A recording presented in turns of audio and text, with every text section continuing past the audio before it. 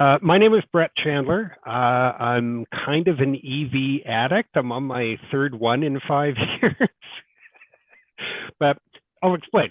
I'll get to that. But I was living in Whitehorse, Yukon, so up in the far north, north of the 60th parallel, where you wouldn't necessarily expect EV sales to be very strong. But the Yukon government did something really cool several years ago. They anticipated that people were going to want EVs, and they installed DC fast chargers in all of the road communities.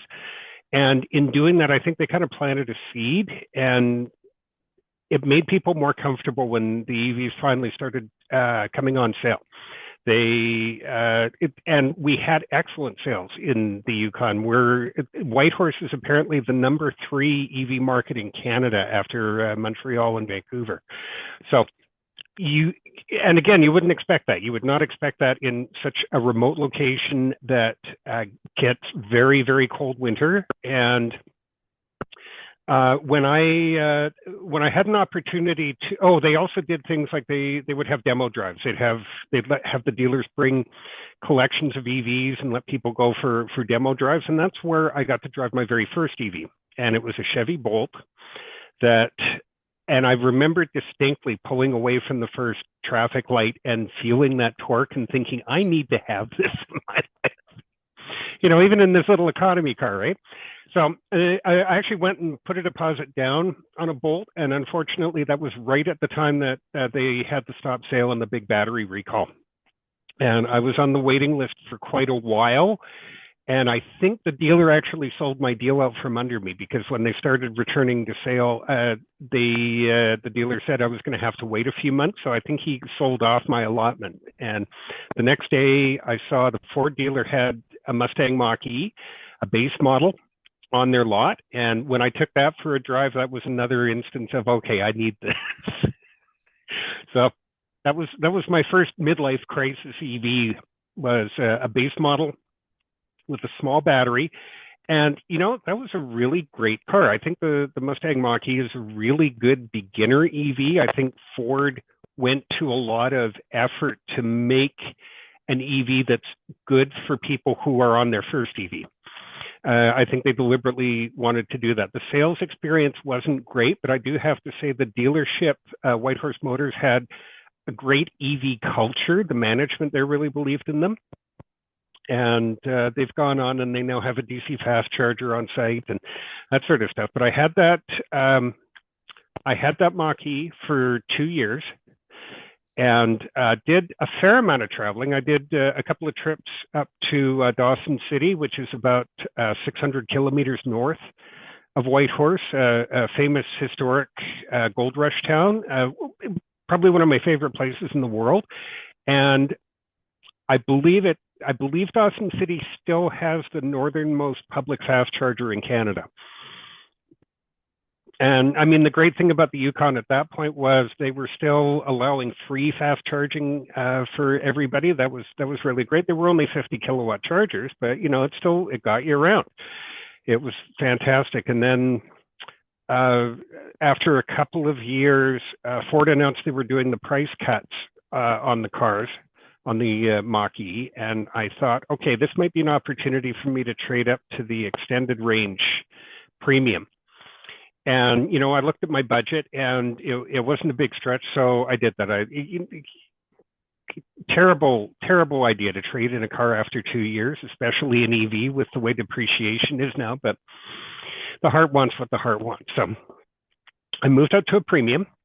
And the great thing about that was that fall, BC Hydro was doing their electric highway program up in northern BC. So, I had been to everything electric the first year they ran it in Vancouver, and I thought, wow, that would be so cool if I could drive all the way down from Whitehorse in an EV for their second year. So I made plans to do that. And I had actually got a hold of BC Hydro's media department and let them know that I was doing it in case, if they wanted some promotional benefit out of it.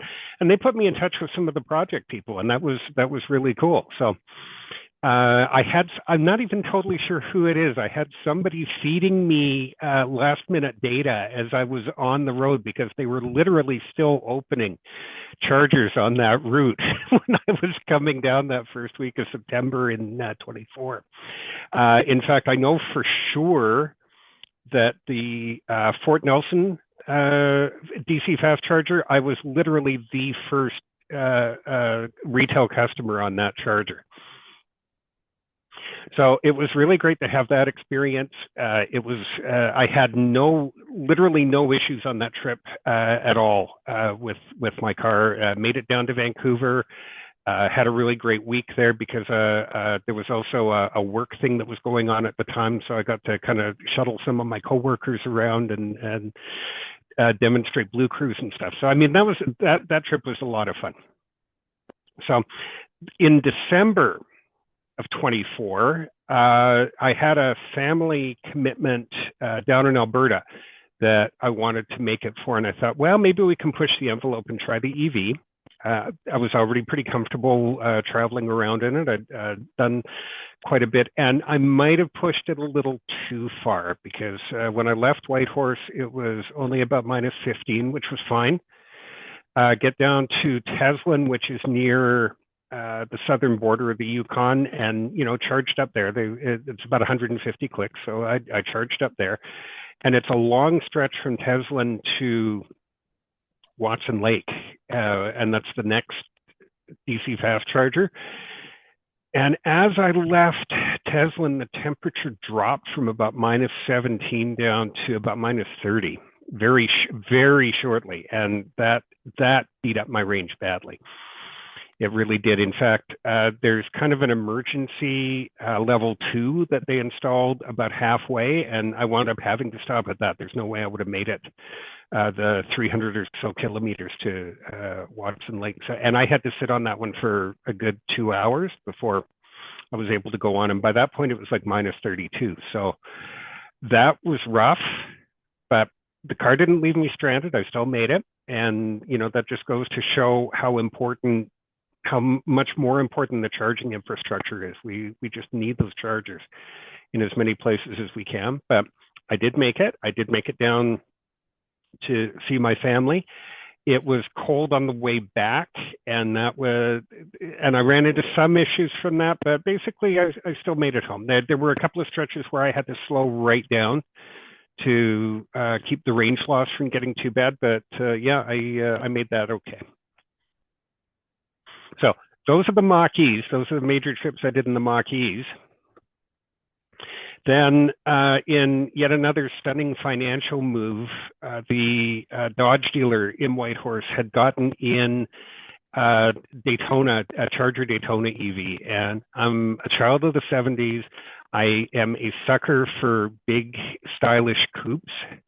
And when I had a chance to actually drive it, I mean, this is the RT. This isn't even the Scat Pack with like 700 horsepower. The RT is plenty fast for me. It's a hot car. It's a pretty car. And even if Stellantis's infrastructure in the background, like their mobile app sucks, there's elements that they still need to kind of nail down that they're not as good with, but I wanted it. I wanted it badly enough, and I'd actually been saving money in my TFSA specifically for my retirement car, and I thought, okay, I think this will do it. So I got that, and the that was in June last year, and the first good trip I did was to go back down to everything electric for September. And that wound up being a pretty epic trip because not only did I drive down to Vancouver, there were a couple of glitches. A couple of BC Hydro fast chargers were out in critical locations. Good Hope Lake, unfortunately, and I wound up having to sit there for about 6 hours or so on the level 2 to make it to Dease Lake. And there's Mesdian Crossing has a free wire, and I discovered that free wire would not connect to my car at all. I'd connect it, I'd try to start the charging session, and it would just immediately go to session ended by car.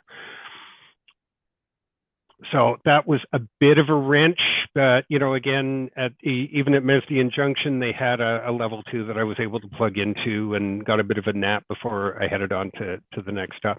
But those were the only hitches I had on the way down. Had a great time in Vancouver, and got Simon Lindley, the trucked up EVs guy. And I had been corresponding for a while, so we actually had a chance to meet up and had a bit of a visit, so that was fun.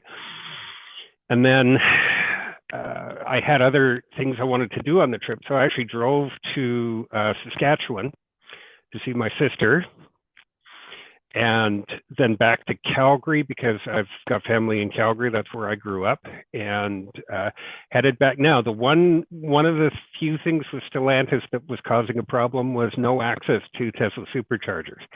They've announced that now, and it's not quite working yet, but it should be working like almost any day now.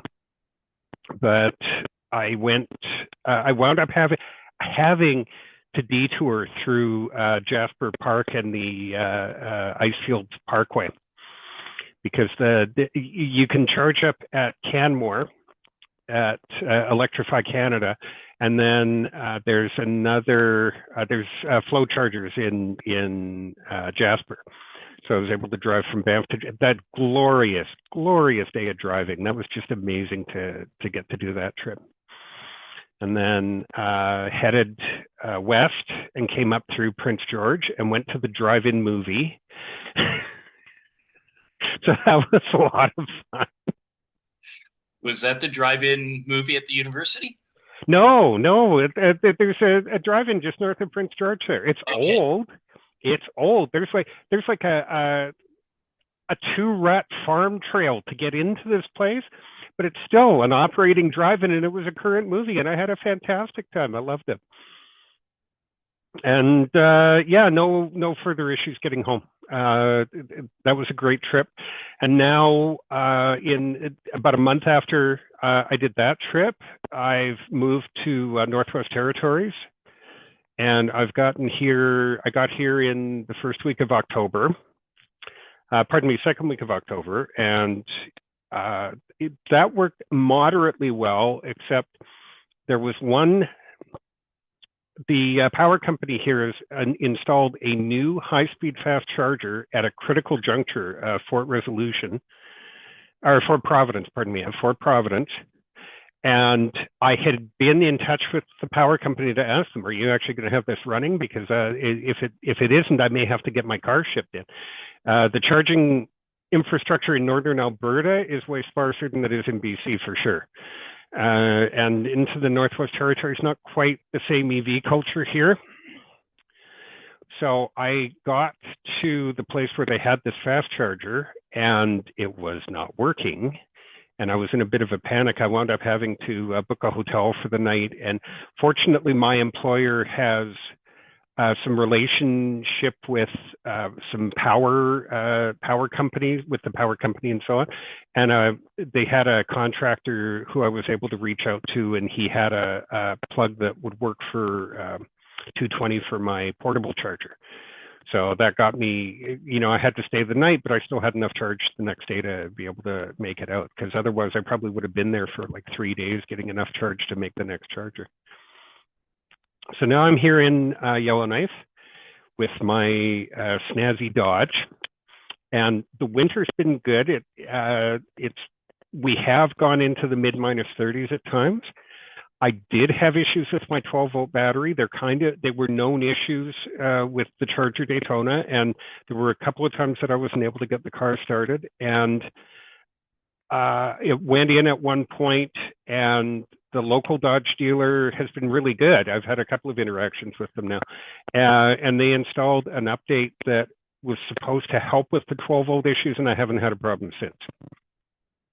So it's been really great. And just like one of the great benefits I discovered driving an all-wheel drive EV is they're fantastic in the wintertime. They are so good on winter roads. You've got that precision of the electric drive. You've got mild regen braking. I've never driven anything as good on winter roads as these EVs.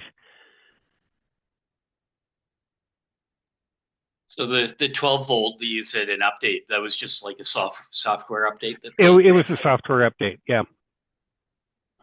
The Stellantis, they refer to the whole power infrastructure as the power cube. So it was a power cube update.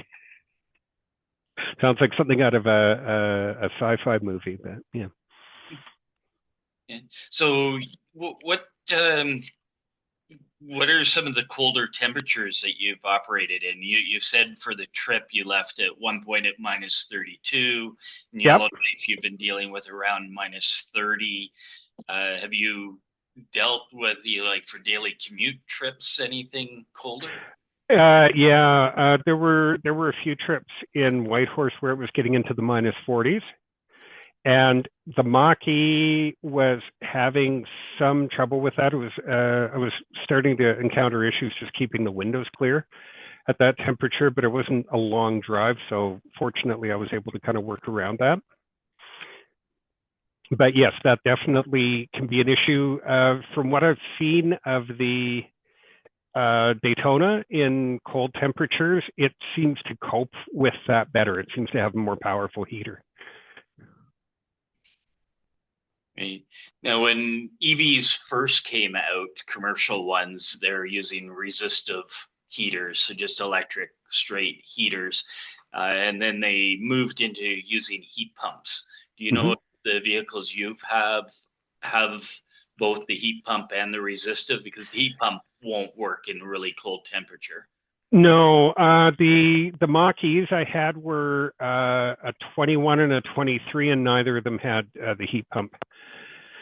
And I've been trying to track down the technical details of the Daytona. That it isn't a heat pump, but Stellantis is claiming something tricky with working with the battery coolant. So it's almost kind of a hybrid. It isn't fully resistive, but there's other issues. There's other tech they brought to bear on them. As I say, it's been a good system. It's been great warming up the car. Another great benefit of EVs in the cold is that the cabin starts warming immediately when you start it remotely. You don't have to wait so long. Yeah, so you mentioned that the Mach-E, you had some problems with clearing the windows in very cold temperature. Do you generally use an ice scraper? Or? Yeah, well, in those cases, I mean, that was only a couple of days that was really an issue. And I recall I was using an ice scraper inside the car because it was condensing and freezing on the inside of the window. That was minor and only happened a couple of times. So in warmer temperatures, say minus 20, minus 10. Oh, no issue at all. Zero issue. I would say even down to about minus 35. Both, all of the cars that I've driven were fine on the road and for cabin comfort down to that temperature. Okay. Because around Prince George, not too many of the EV drivers I know use their ice scrapers because the cars defrost so quickly at minus 30 C blowing in. Yeah, so excellent. Any other little tidbits? Well, I mean, we got to talk about range loss because it definitely is an issue. I would say when you get into about the mid minus 30s, you're losing 75% of your range, at least the indicated range. I haven't been brave enough to try to actually go that far at those temperatures. But, when it's getting to be that cold, you're typically kind of taking your life in your hands, even leaving in an ICE vehicle. Honestly, that's you're planning cold weather travel like that is not a great idea. So, I mean, I'm running the car. My Daytona is now indicating I'm getting about 1.1 kilometers per kilowatt hour, which is very, very low. But I also haven't had it out for a longer drive in a while either. And now that the weather's starting to warm up a bit here, we're kind of around minus 20 instead of minus 30 now. So I'm probably going to be getting out and doing some more exploring in the coming weeks. I'm hoping that range estimate will start improving for me. Now, were your vehicles, your EVs, do you have a garage that you keep them in, or are they I outside? do not. I do not. So, in terms of charging, that was kind of fun. So, back in Whitehorse, I had a townhouse with my own dedicated parking spot, and the owners had actually built it so that the plug-in at my stall was actually on my meter, which was, that was kind of cool and thoughtful that they did that.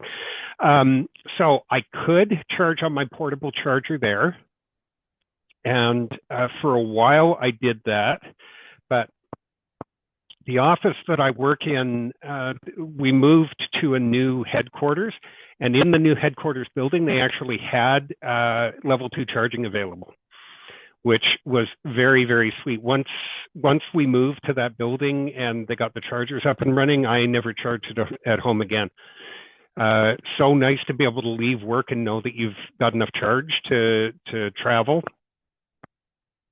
So I'm a big proponent of workplace charging. I think having a lot of EVs charging during the day makes good use of excess solar, which many grids are starting to encounter now.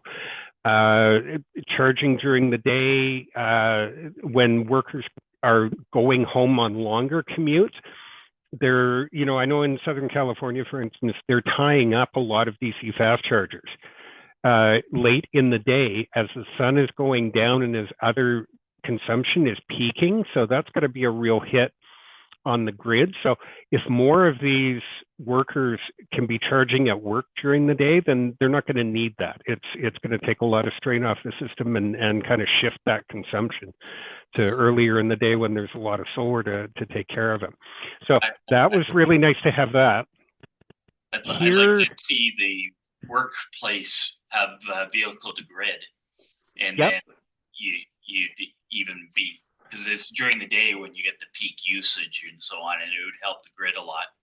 Well, especially if you're talking about fleet operators, because fleet operators don't care about optics, don't care about politics. They go with what's economical.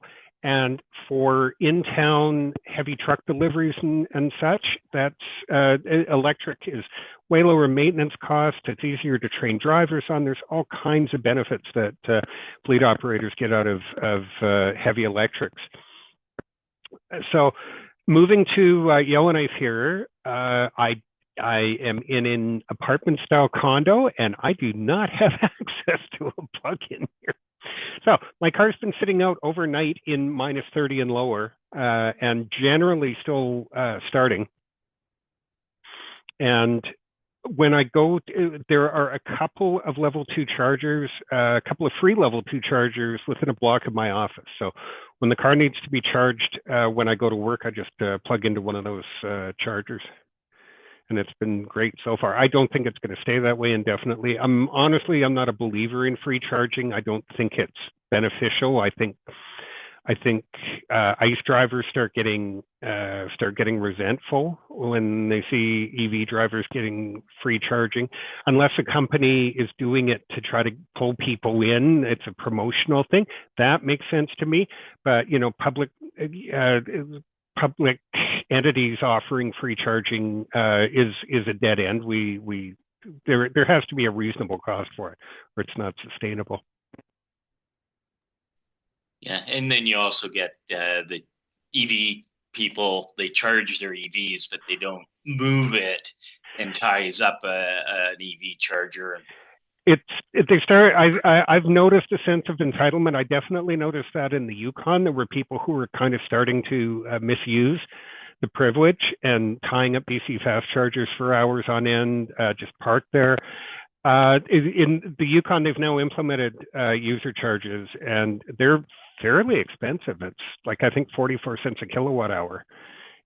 But even so, they have the capability, and they still have a lot of people buying EVs, even knowing these chargers were coming. Apparently, they still had very healthy EV sales in the Yukon last year. So, I think when people get a chance to experience them, I've seen a statistic from a study. Apparently, if you know an EV driver, even only casually or like a coworker or something, if you know an EV driver, you're 3 times more likely to buy an EV yourself. So it's just getting away from the FUD, getting away from the drawbacks that some keep bringing up, and some of it downright fabrications. It's turning out any EV built since say 2020, battery deterioration is minimal. Now, so you're not, this whole thing, oh, you're going to have to change the battery after 3 years. No, you won't. So just that comfort level. And as people get more comfortable, I mean, the other thing critics bring up is, oh, EVs have been depreciating horribly. They have, and some of that is just sheer lack of trust from the public yet because they're not that familiar with it. And I firmly believe that as people get more comfortable with electric vehicles, that those resale values are going to rebound. So you mentioned generally you don't have problems starting in the morning, but you sounds like what generally you might have had some issues. What have the issues been, and have the adjacent gas and diesels been doing perfectly peachy in those conditions? No, they have. They haven't. And to be fair, I actually don't. I don't go to work in the morning. I work a midnight shift, so I'm leaving at like 11:30 at night. But a few times, again, before the new year, in the very coldest weather, I was having issues where the 12-volt just did not have enough juice to start the car. Apparently, there were some parasitic drains that got addressed by that software update that Dodge performed here. And I haven't had a problem since, and I've started as low as -32 after leaving the car sit for at least 24 hours. So it looks like that issue's been addressed. So that's pretty good. And otherwise, no, I haven't really had any issues aside from that 12-volt not actually getting the car started on a couple of occasions. And I think that's only 3 occasions. Yeah, and the car manufacturers, especially the traditional gas and diesel OEMs, they didn't realize that the necessity for gotta notice here, the necessity for the 12-volt to be different with an EV. There's reasons for it to be different. The drain is different, that they didn't accommodate that. I think in newer vehicles, they're doing better, and the vehicles that have been built from the wheels up to BEVs are doing even better. Well, and to be fair, I mean, Stellantis actually does have a fair experience with EVs in Europe.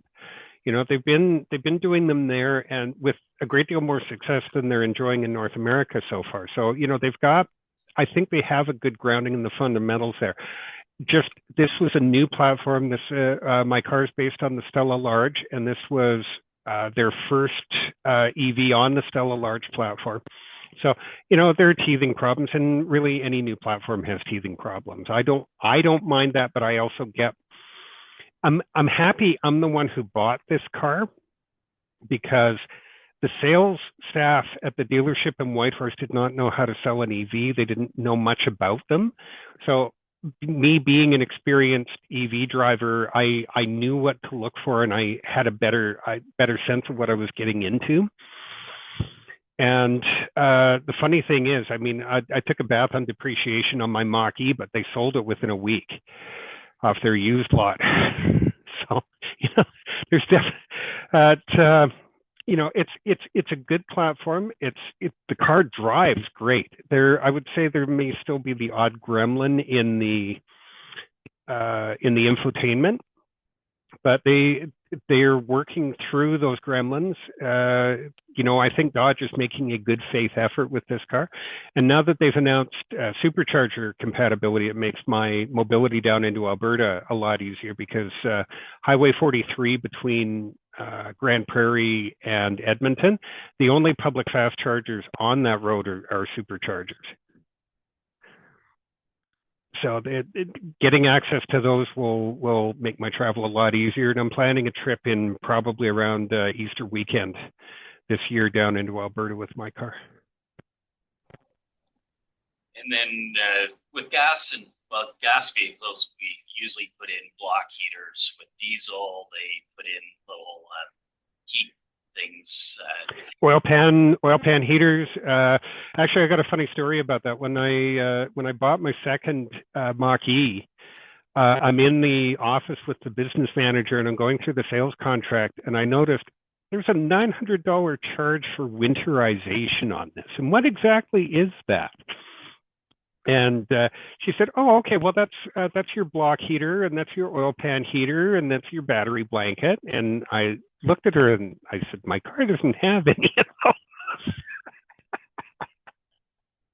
So they did drop that charge. So the commercial EVs sold in Canada, they have battery warmers. Have you noticed? Do you know much about your battery warmer? When they turn on, when they turn off, or any comments on them? I have not found any preconditioning control on the car. My understanding from others in the Daytona community is that much like with Ford doesn't let you manually activate conditioning either.